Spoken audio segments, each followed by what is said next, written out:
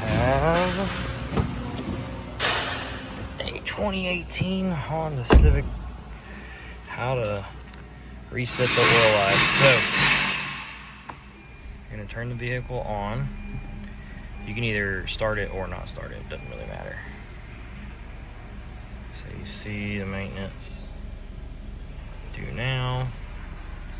We're gonna go over here to the infotainment system. Go to home. Then we're gonna go to settings. Super simple, guys, so you can do this. Maintenance information. And then select reset items. And I typically do all due items, but you can reset them individually. Maintenance information has been reset. There you are.